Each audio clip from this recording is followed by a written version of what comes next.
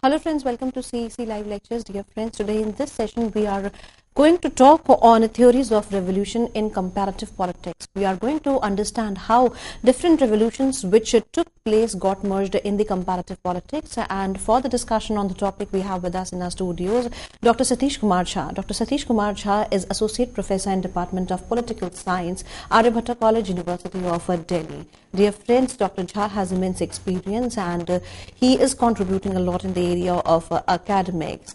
So today we are going to take experiences from his experiences by understanding today's topic in detail. If you wish to ask questions on today's topic from Satish Kumar Jha, then you can call us through our toll-free number. Our toll-free number is 1800-110-430. I repeat, our number is 1800-110-430. Now I would like to welcome our guest Dr. Satish Kumar Jha and would request him to give us an in-depth knowledge on today's topic. Hello sir, welcome to the lecture. Thank you Geetika ji and good afternoon. Today's lecture we are going to devote on a topic which is not only important from the point of view of comparative politics and political science, but also has a lot of significance from the point of view of knowing change and particularly continuity and change in history. This is something related to the idea of revolution, how revolutions have happened, why revolutions in fact happen in history, what are the factors, the causal factors behind it, as well as the process through which it is accomplished. But more important than this is also the question that what is basically the need for a revolution, why new revolution happens, and what type of changes it brings about, particularly the qualitative changes. That is something related to the post-revolutionary society, that the societies which are aimed at after bringing about revolution, what are the salient features of those societies for which people sometimes make so many sacrifices. So therefore, these are some of the issues which have in fact troubled thinkers, theoreticians over the ages, and that's why in fact what we find that today in comparative politics, this entire topic, that is theory of revolution, is studied and discussed with a lot of interest, but the resources which are basically used here are from political thought and political theory as well, that how thinkers in how political thinkers have reflected on this issue, because the two issues have been central to the entire discourse in political theory. That is, one, the question of change, another is question of continuity or stability.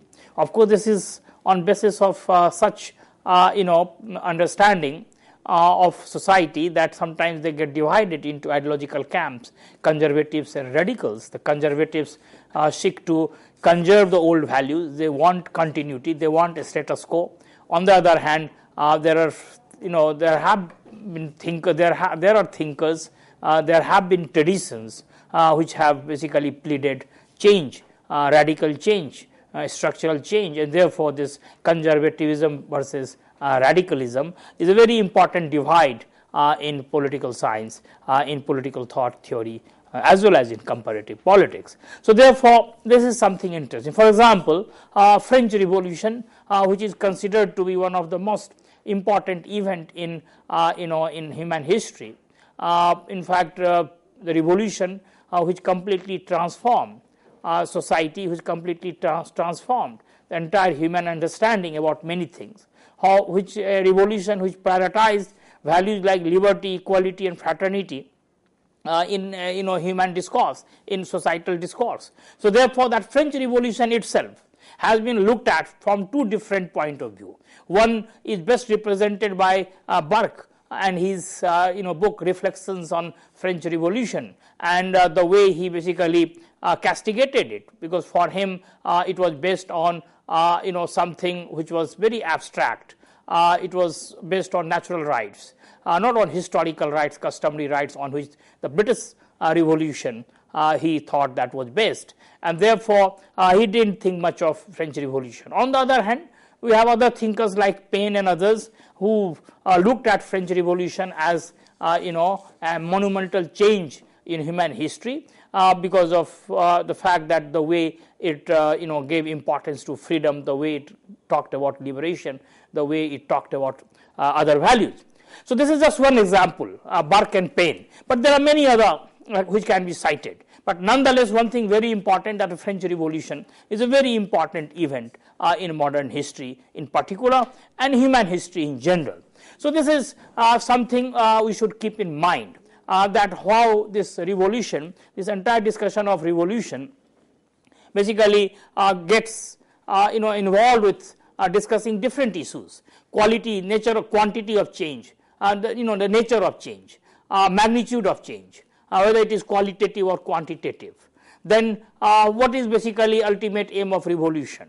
To construct a new society, and what will be the features of new society. So all these things are there.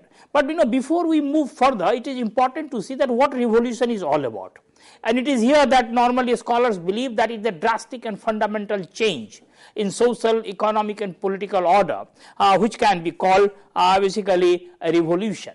And it is not only the quantitative change, but also qualitative change in the overall working of the society, working of the economy, working of the polity, which basically make any act a revolutionary act. So therefore this qualitative change, a structural change, drastic and fundamental change, the major rupture in the entire process is at times called a revolution.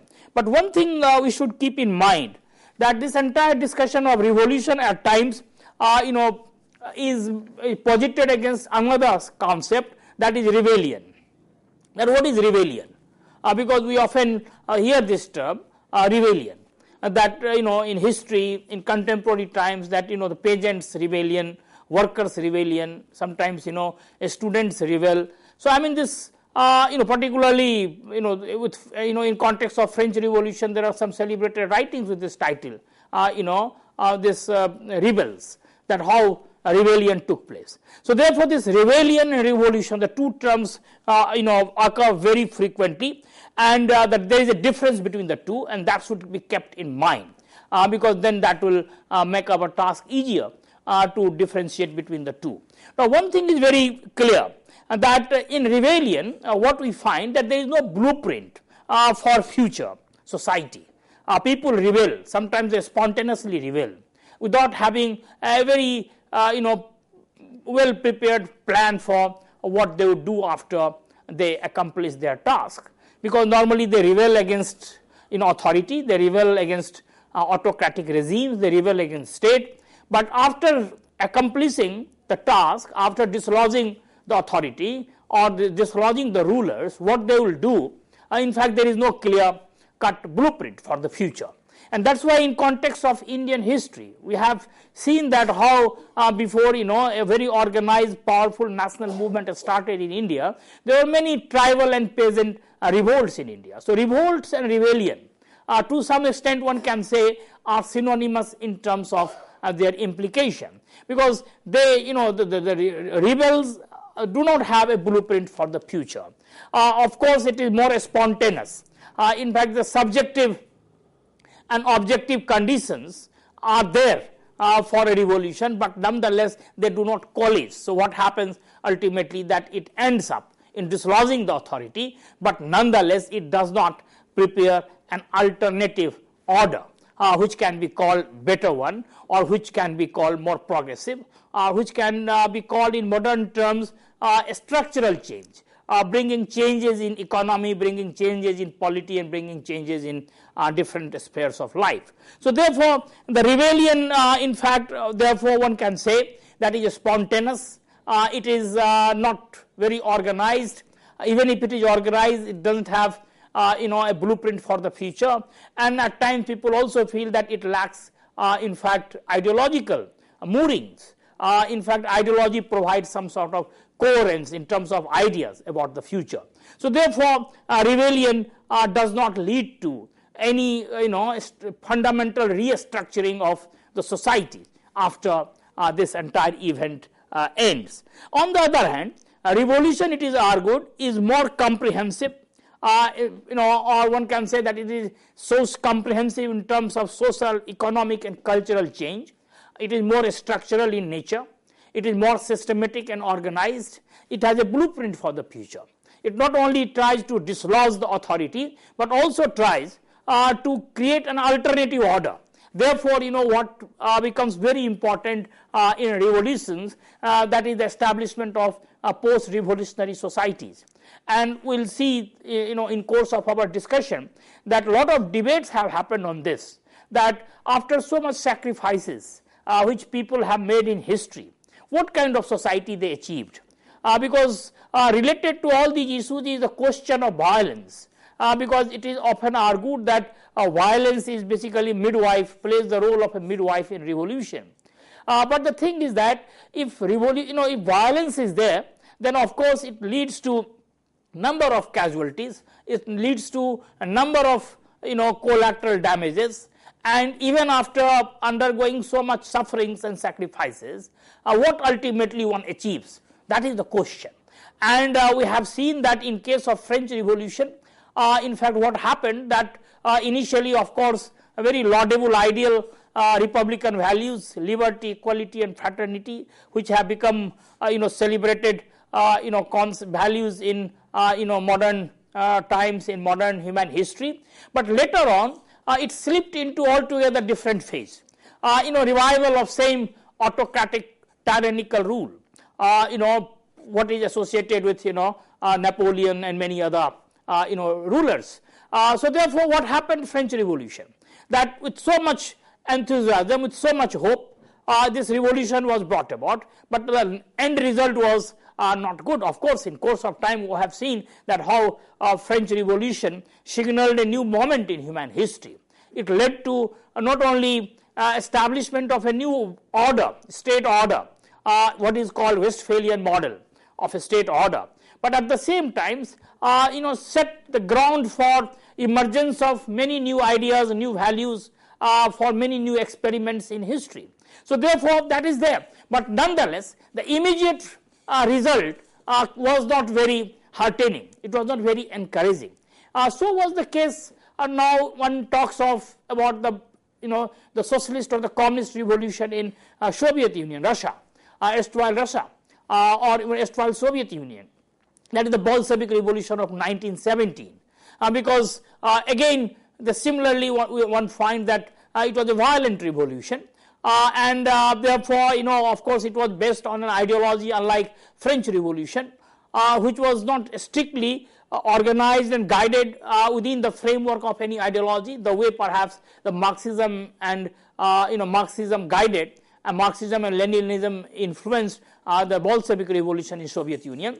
And then finally what we find, that of course in name of socialism what happened, that lot of distortions crept in, including this entire Stalinist era, and ultimately also find that Soviet Union disintegrated as a model for alternative kind of society, alternative kind of social order, which was basically imagined, visualized, and accordingly a revolution was brought about. So therefore this entire question of violence becomes important. What is the role of violence? And this has been debated within Marxist theory and outside, the role of violence. And it here in fact it is quite pertinent to mention that we have had a thinker like Gandhi in India, who always considered violence to be something which is detrimental to any cause, social cause, political cause or economic cause, and therefore he not only abhorred violence, but he condemned it, and for him means are as important as end, and if anything is accomplished with violent means, it is going to give a bad result. And therefore in fact he is credited for leading two very powerful movements of his times, which of course are also called revolutionary movements or revolutionary moments in human history. Of course there are a lot of debates on this issue also, because there are many scholars, many ideological groups which refuse to call India's freedom movement as a revolutionary movement or revolutionary moment, because there was no structural fundamental change. But with hindsight one can say that what had happened in India through this peaceful means, non-violent means, the Gandhian means, in fact and the way perhaps it has helped in establishment and stabilization of a democratic order in a society which was earlier considered not suitable for this, is something, a very significant achievement. And it is here perhaps this non-violent means, the Gandhian means, at times now are referred as the reason that why Indian democracy has become successful in a condition which was not ripe for it, which was not conducive for it. So therefore this Gandhian discourse on revolution is equally important. And these days it is widely accepted that along with different theories, particularly the Marxian theory and many other theories, we should also discuss what is the Gandhian method of bringing about change, particularly the peaceful change. Because as we will discuss later, within Marxism, of course, also a tradition developed which believed in bringing about changes through peaceful means, through ballot box, through election. And this is how perhaps this entire Euro-communism developed in Europe. In fact, this is here that one is reminded of Bernstein, who is basically known as a revisionist, who tried to revise Marxism, particularly its entire argument about capitalism and the method which was suggested for bringing about change. So in fact this peaceful transformation of society in direction of socialism also happened within this entire Marxist ideology. That will take up later when we will discuss this Marxist tradition on revolution. But what I am trying to tell you, that this is a very important debate today, that is the role of violence, a status of violence within a revolution. Of course there is one argument which says that without revolution, without violence no revolution is possible. In fact, one is reminded of the famous statement of Mao Zedong, the Chinese philosopher who basically influenced the Chinese Revolution of 1949, when he said that power flows from the barrels of the gun. What he wanted to suggest, that basically without use of violence you cannot capture state power, and unless you capture state power no revolutionary act would be considered complete. So therefore this statement is suggestive that power flows from the barrels of the gun. And similarly there have been many other revolutionary leaders in third world countries. Franz Fanon, particularly his book Wretched of the Earth and other writings and speeches, he also to some extent glorified violence. So there are many instances where violence has been considered important, but of course there is no unanimity on this view that how this violence should be put within the broad framework of Marxism, because Marx of course has not dealt with this question as extensively as the subsequent Marxist revolutionaries are dealt with, particularly in context of the revolutionary acts which they committed, be it Soviet Union, be it Lenin, be it Mao or Fanon or Che Guevara or many other revolutionaries in the third world countries. So this is something related to this violence. Now in fact, as I have already clarified the difference between rebellion and revolution, the revolution is more organized, it is more systematic, it is more planned compared to rebellion. But at the same time, we should also understand the difference between movement and revolution. Because what happens that sometimes one finds that a difference or a distinction is made between revolution and movement. That what is the difference between revolution and movement? Now again, a movement can be of different types: social movements, political movements, etc. and etc. Now for movement, it is often stated that there are three things which are required. One is ideology, another is leadership, third is organization. So therefore, in fact, the three things if are present, then normally scholars argue that any act, collective act, can be called a movement. But the thing is that, and if those three things are not there in combination with each other, then perhaps any act, collective act, may not qualify to be called a movement. Now if that is there, then of course the difference between movement and revolution is completely blurred.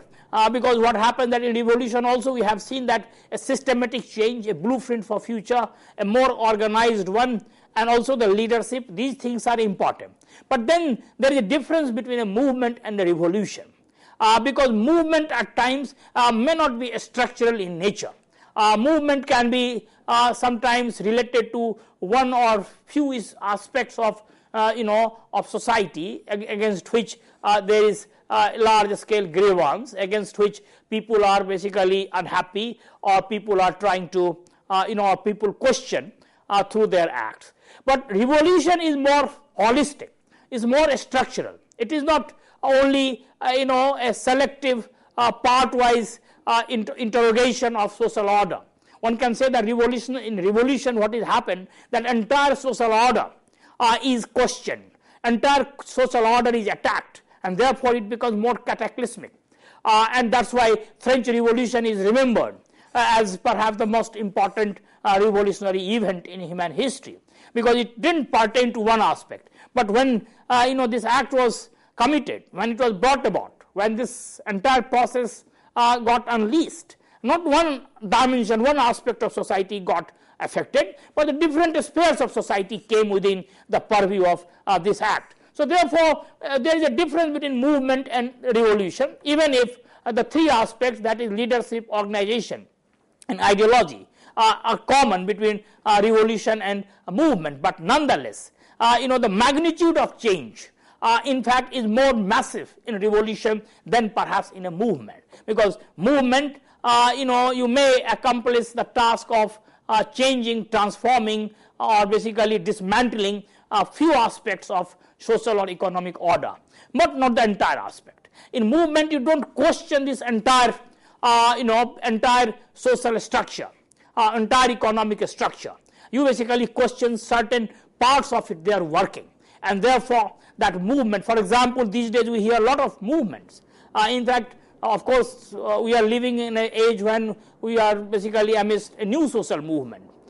New social movement is basically differentiated from old social movements in terms of the class dimension, because the new social movements are credited to have basically privileged and prioritized non-class issues like ecology, gender, identity, and so on and so forth, whereas old social movements prioritize class issues.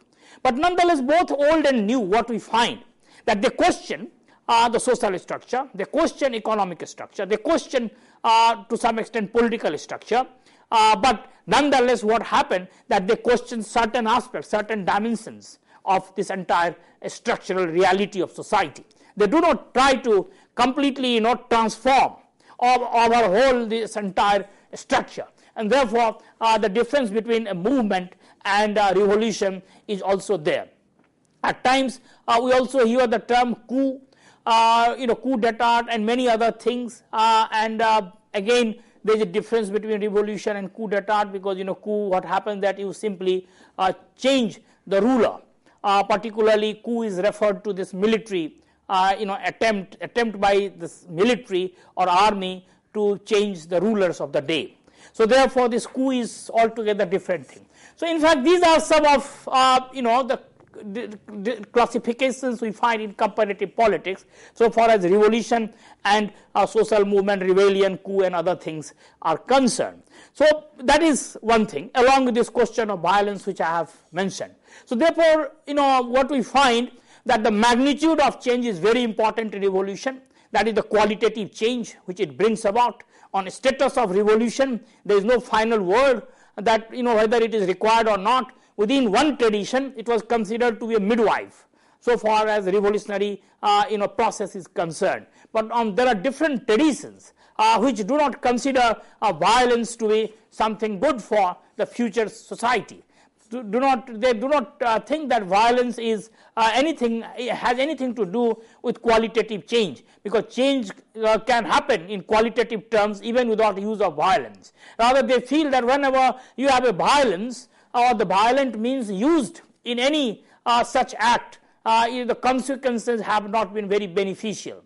It is not only Gandhi, but even in Western political tradition, we find that number of thinkers and scholars and theorists have raised question on this, including Hannah Arendt, about whom we will discuss later, particularly in her book on revolution, the way she compared the French and the American revolutionary events, and she thought that high of the American experience in history than perhaps the French one, because she thought that whenever politics politics was used to settle social issues, when politics was used to deal with social and economic inequality, the result has not been very beneficial for humanity. And therefore, in France, she thought that exactly this happened, that political means were adopted to settle social questions, and therefore the kind of terror, reign of terror which got unleashed after French Revolution was an example of or was basically result of such method which was adopted. Unlike unlike the American Revolution, which she thought that in real terms gave freedom, because in her opinion revolutions are meant to enlarge the domain of freedom. It is not simply liberation, it is freedom. And when she makes a distinction between freedom and liberation, there is a difference between the two, because freedom is more expansive term, rather liberation which is restrictive, which is negative in connotation, whereas freedom is more positive in connotation. So therefore, it is not only Gandhi, but we have seen Hannah Arendt and many others in Western tradition who have not considered violence to be the important factor or important cause, or one can say that important supporting dimension in this revolutionary act in history, or in or for that matter in politics. So this is how we have to see the question of violence. Now, after looking at these differences, that how this revolution, rebellion and other things are different, as we have already seen that revolution is basically a challenge to authority along with a program for social change, and therefore it is a programmatic challenge.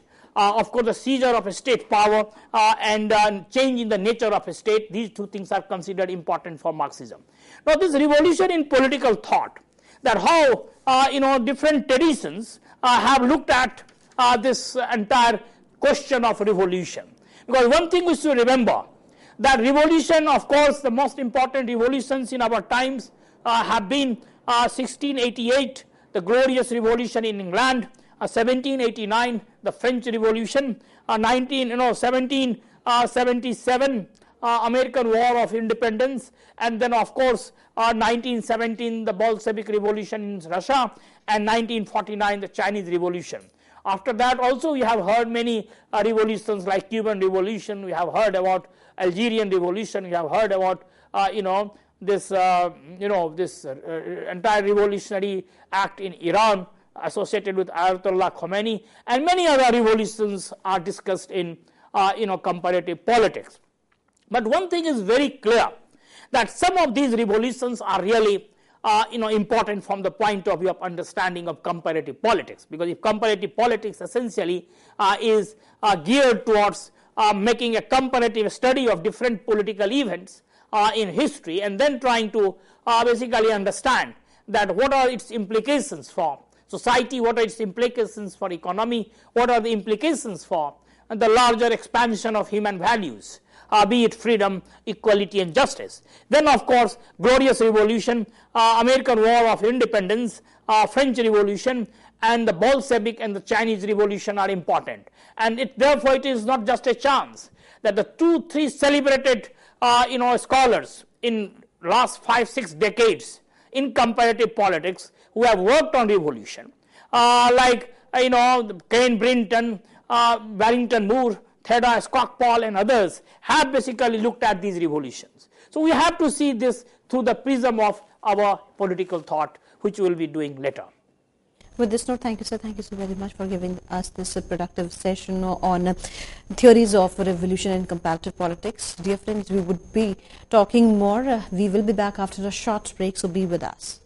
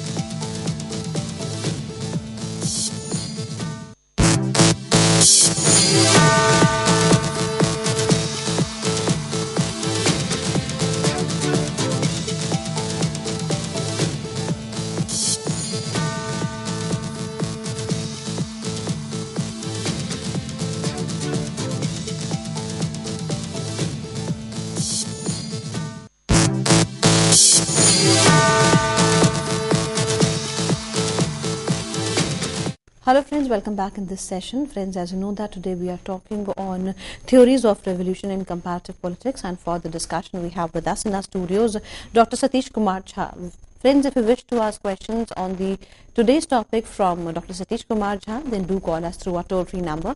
Our number is 1800-110-430. Now I would like to welcome our guest Dr. Satish Kumar Jha once again and would request him to continue further. Thank you, Geetika ji.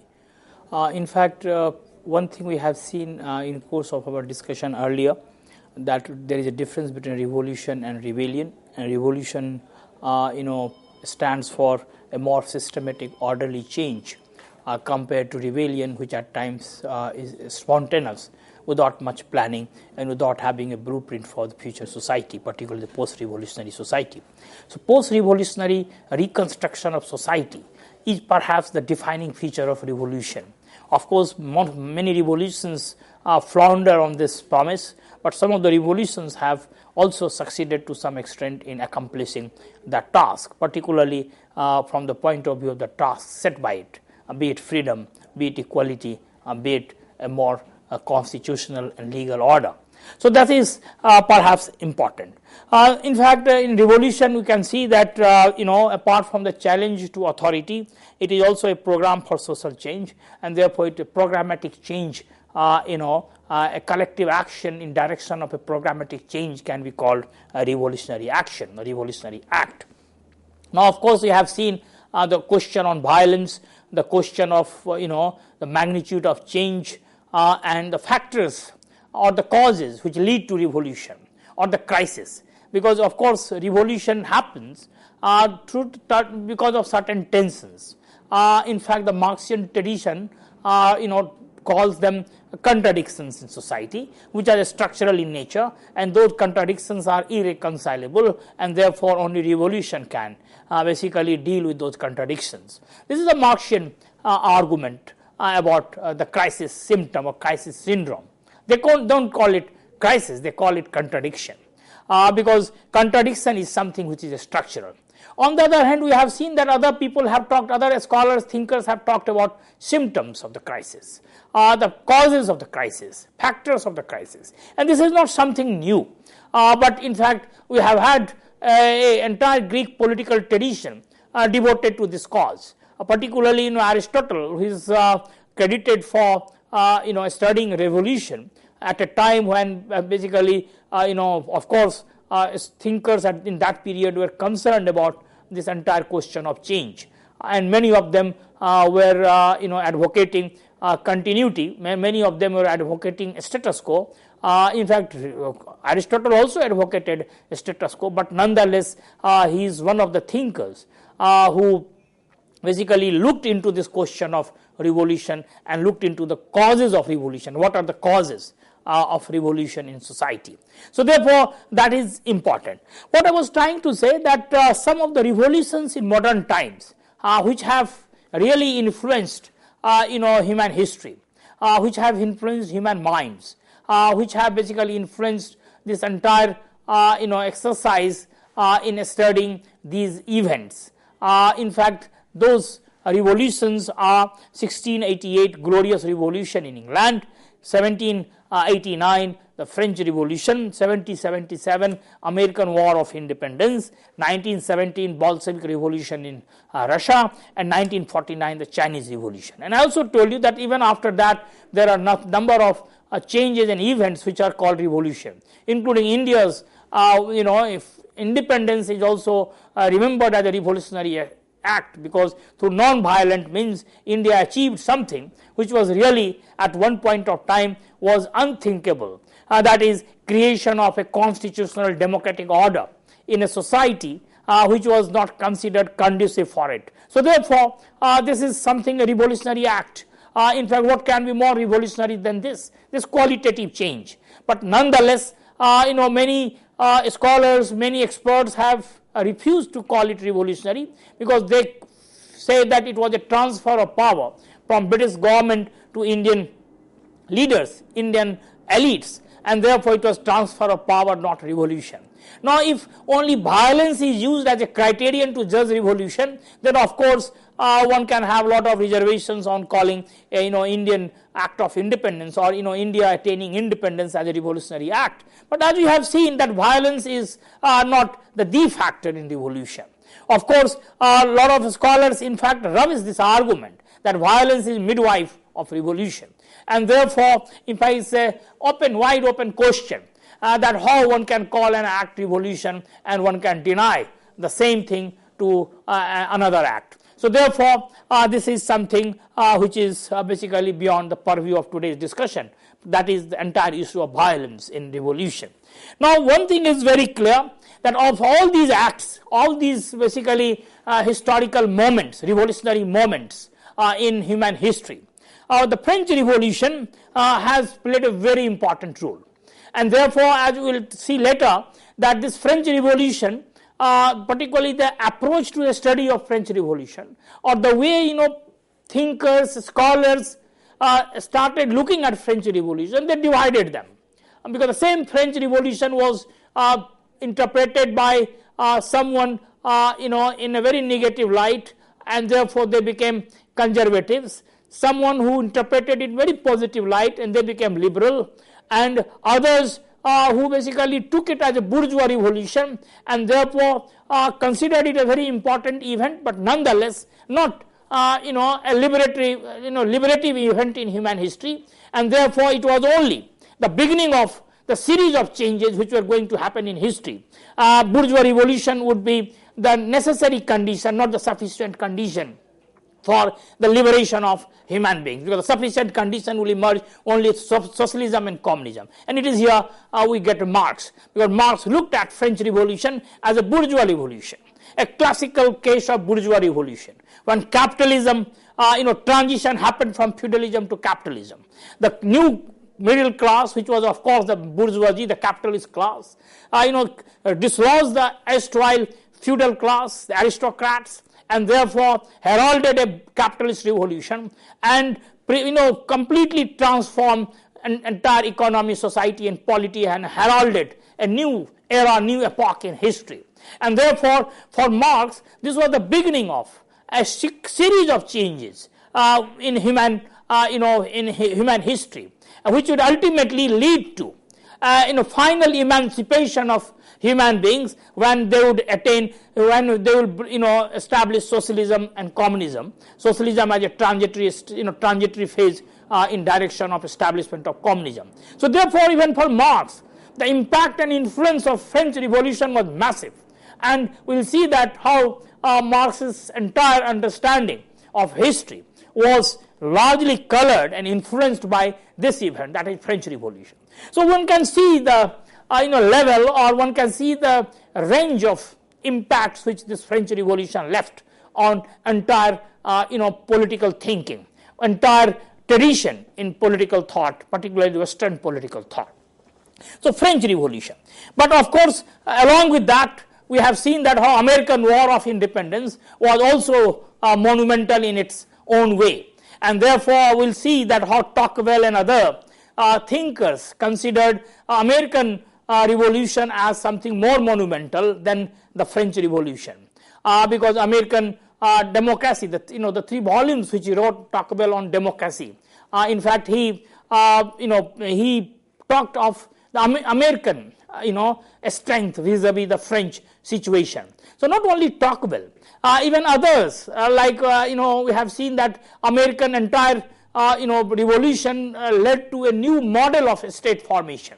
This is something different from the Westphalian model of state formation, where we find that in the French Revolution, this Westphalian model of state formation with a monolithic identity, a unified concept of sovereignty got consolidated and institutionalized, whereas this American Revolution heralded a new model of state formation, a divided sovereignty, that is the concept of federalism, which was basically institutionalized there.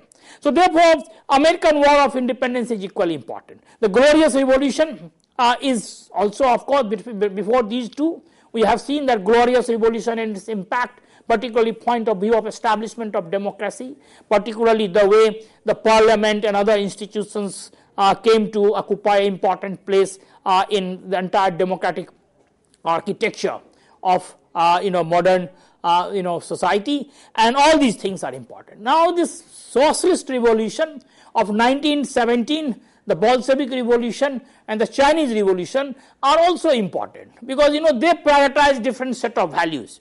The method of change was different. It was, if the French revolution of course was to some extent, one can say, spontaneous, not as planned and as organized as perhaps the Bolshevik and Chinese revolution. Of course, the French revolution had also their ideologues, but not directly supervising and leading this entire revolution, be it Rousseau, Voltaire or Thomas Paine. But nonetheless, this Bolshevik revolution and the Chinese revolution were well organized under a political party formed for this purpose, and then there is ideological framework to deal with different questions, that is the Marxist-Leninist ideology. In China, of course, Mao also complemented and supplemented with his own ideas, particularly the role of peasantry. So what we find, that these two revolutions are also equally important in terms of the larger impact they have left on human mind and on human history. And therefore, I was mentioning earlier that 4-5 important writings in comparative politics in last 6-7 decades, in fact, have argued their case or built their models, or basically provided a theory to understand revolution with reference to some of these revolutions. For example, I will mention some of these names whom we will discuss in the second part of our lecture. One is Crane Brinton, his most celebrated book, Anatomy of Revolution. Now he deals with some of these revolutions, the French, American, the British, and so on and so forth. Now Barrington Moore Jr., Social Origin of Dictatorship and Democracy, published in 1961, and Moore, interestingly, gives a very comprehensive account, because the subtitle of the book is the Peasants and Lords in Making of History. He has basically given a very comprehensive account that how the different combination of class forces have contributed towards different consequences or different routes or different result through these revolutionary process. And he has studied 3 different models. One is the bourgeois revolution, the model through which he has shown the establishment of democracy, the modern democracy. And here he takes the case of Britain, he takes the case of the United States of America, he takes the case of France, and he takes the case of Britain. On the other hand, the second model is the model in which again the capitalism got created, but on the other hand, what he says, that it was not from below but from above. And here the result was something else. Unlike France and United States of America, where democracy got created and institutionalized, the second model created fascism and authoritarianism.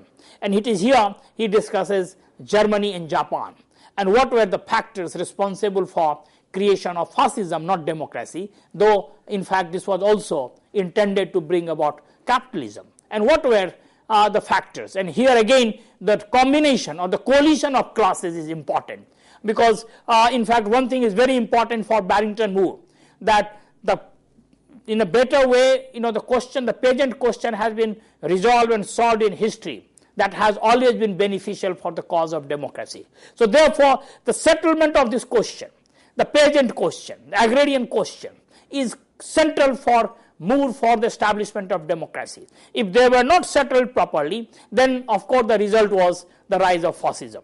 The third model he talks of is Soviet Union and China, which has basically created a different order, neither fascism nor democracy but socialism.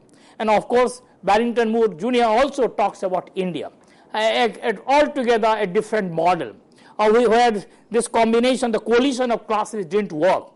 In Indian context, he argues that it was the middle class which played an important role. So we will have a more fuller discussion on Barrington Moore. But what I am trying to say, that like Crane Brinton in Anatomy of Revolution, where he he theorized this entire issue of revolution with reference to these 2-3 important revolutions of modern times, Barrington Moore does the same thing. So is the case with Theda Skocpol, another eminent theoretician on revolution, particularly in her book States and Social Revolution, a study of France, Russia and China, the 3 revolutions she takes. One is of course the bourgeois, the capitalist revolution as it is called, and the 2 are the socialist revolution. Now this is how we have seen that these 3 important writings in comparative politics have problematized this entire question of revolution with reference to these 4-5 revolutionary moments or events in modern history, which I mentioned, starting with glorious revolution of 1688 and ending with 1949 Chinese revolution. But of course when we discuss revolution, as I mentioned, that we also have to discuss Hannah Arendt, particularly her celebrated book on revolution, and Chalmers Johnson's a structural functionalist perspective on revolution is equally important, because normally it is believed that a structural functionalism is a theory of a status quoism. They don't have anything to offer on revolution. Of course they value continuity, they value a status quo, but nonetheless on question of revolution a very important contribution has come from a structural functionalist scholar, thinker, Chalmers Johnson's, particularly the way he has talked about value consensus and its breakdown, the way he considered revolution as a result of a dysfunction of institutions and dysfunctional consequence of a number of factors in society. So functional and dysfunctional frame Chalmers Johnson has used to understand revolution. So these are some of the important ideas, writings, theories on revolution in comparative politics in recent times, and any discussion on revolution will be incomplete if you don't refer to these 4-5 different set of arguments, writings and theories on revolution. But before we do that, it is important to see that how political thought in general has dealt with this question of revolution, because as I was telling you, this continuity and change, these 2 issues are not new to human society or human minds. From the very beginning, scholars have been dealing with this question of continuity and change, and it all started in Greek period. Of course Indian political thought also, we can see that in ancient times these issues were dealt with, particularly the political treatise which we find in Kautilya's Arthashastra. So therefore, in fact, even in his Arthashastra we have a lot of reflections on these issues. So what I am trying to say, that ancient minds were also concerned with this question of continuity and change, and therefore it is important to see that how Plato and Aristotle in ancient times, ancient Greek period, looked at this question. And then when we move to the modern period, of course this issue became very important, because modern period was marked by number of changes much before these revolutions happened. In fact, there were many changes which were happening, for example, scientific revolution, industrial revolution, the Reformation and Renaissance. They were bringing massive changes, qualitative changes in different spheres of life. And therefore what happened, that the thinkers who were reflecting on around that time had to deal with these questions. That is the question of continuity and question of change, the nature of change. So they were basically trying to explain that what was the nature of change, why change was happening. So this is how something we should keep in mind. But before I come to this modern period, that is Machiavelli and others, in fact in ancient times, Plato dealt with this question but he only looked at it as a sequence of change, sequential change, or one can say cyclical change, particularly in terms of degeneration into timocracy. When he talked about oligarchy, democracy and tyranny, the kind of the system which he talked of. Of course, as it is well known that Plato didn't think much of democracy. He basically glorified a philosopher, a king, the rule of a philosopher, because for democracy, stood for him. He looked at democracy as something which was detrimental to human values. But on the other hand, Aristotle dealt with this question in a more comprehensive and profound way, and therefore he not only countered Plato and his timocracy argument, particularly about oligarchy, democracy and tyranny, but of course he also made a very important statement, that was that change is inevitable, and this was something very important from the point of view of that period.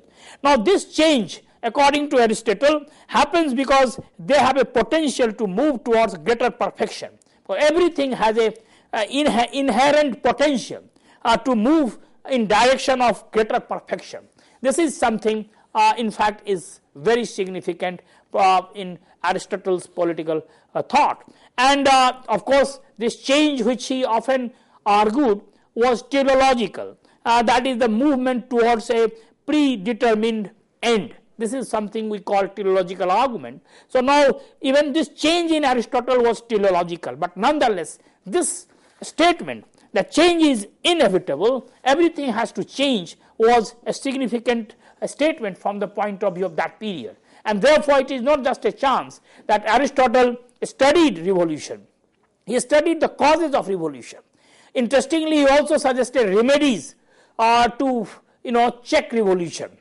He also basically gave suggestions that how to prevent revolution. But nonetheless, he emphasized, he studied and looked at the causes due to which revolutions happen in society. Now one thing is very important, that for Aristotle there are multiple reasons due to which revolution happen in history. Apart from inequality. Of course, for him inequality was one of the factors which causes revolution, but there are other factors as well, and it is something important, the way Aristotle was basically aware of this class dimension of societal divisions, that society is divided between two different types of classes, and particularly the inequality as a phenomenon, how it basically triggers revolution. But nonetheless, one thing is important to remember, that for Aristotle it was not only inequality, but there were other factors also which caused revolution. And when he came to these causes, he made a distinction between two different set of causes. One is of course the general causes, another is the particular cause. So therefore the particular causes which are specific to certain particular event, situation, whereas the general causes are more universalistic in nature, and they can be seen and they can be found in all situations where revolutionary changes are happening. Now of course, as I mentioned, that because he was in favor of continuity, he wanted a status quoism, therefore he suggested preventive measures, he suggested remedial measures to stop and to check revolution. In fact, for him order was more important than disorder, like other Greek thinkers. But nonetheless, one finds that this entire initiative, or this entire attempt to study revolution, its causes, its remedies, is something very significant from the time, from the point of view of that period when he was writing.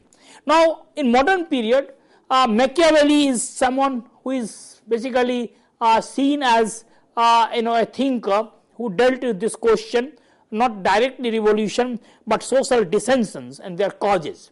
That what are the causes of social dissensions?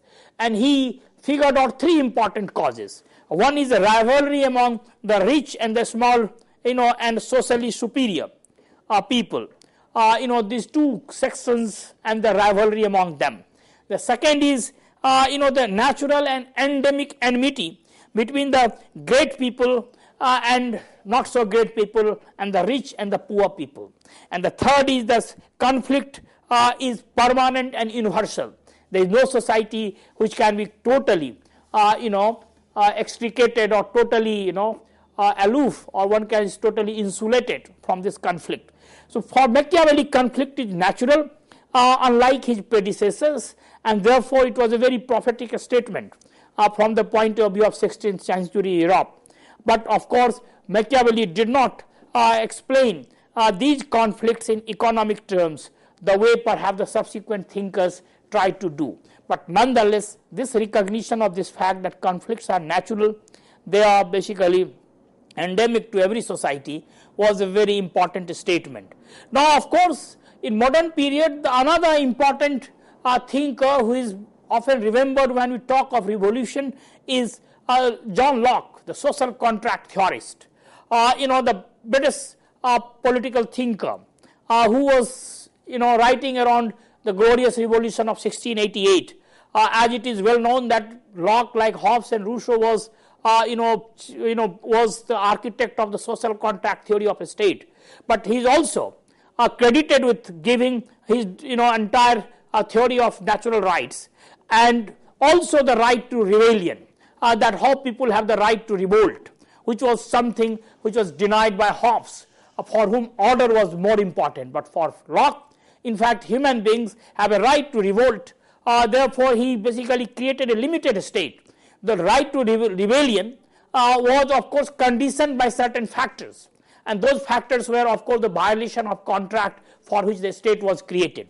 But nonetheless Locke gave this right to rebel, and therefore it was a very important very important statement. Now of course the means which is suggested for this rebellion had to be legitimate, and therefore this legitimacy question is important, and only when the rights on basis of which the contract was enacted were violated, only then perhaps this rebellion was justified. Now of course he gave certain conditions when this rebellion could be justified. One is when arbitrary will prevails in governance. Second is when a legislative act is obstructed. Third, when the violation of covenant is done. And the fourth, when people are delivered to the foreign power. These are the four situations which he visualized when the rebellion of people could be justified. Now of course, as I have mentioned, that unlike Locke, Baudin and Hobbes, they didn't give any right to rebellion. In fact, Hobbes considered order and peace and stability as more important than perhaps any other thing, particularly for society. So therefore this modern period we have seen that this Hobbes, Locke, Rousseau, particularly Locke and Hobbes, how they looked at this question, before that Machiavelli. But this modern times, the most important theorization on revolution started after French Revolution, and it is here that one can refer to the three important names. One is this Burke, another is Paine, and third is Karl Marx. And Marx, of course, who created this entire tradition on on study, so far as study of revolution is concerned. Now this French Revolution resulted into a conservative reaction that it was bad, it violated traditional sense of rights, customary rights, and therefore this entire Burke's reflection on revolutions was a castigation of French Revolution. On the other hand, Thomas Paine defended it, the high moment for liberal values, and Karl Marx of course considered it a very important event, but nonetheless looked at it as a bourgeois revolution. In the second part of the lecture, we will be dealing with these three reactions and then some of the recent theories in comparative politics, Crane Brinton, Barrington Moore, Theda Skocpol, Hannah Arendt, and many others. Thank you. With this note, thank you, sir. Thank you so very much for giving us this session. Friends, you are requested to write to us if you have any feedback or if you have any questions at info.cec@nic.in. We will be meeting again soon. Till then, take care. Goodbye. Thank you, sir. Thank you so much.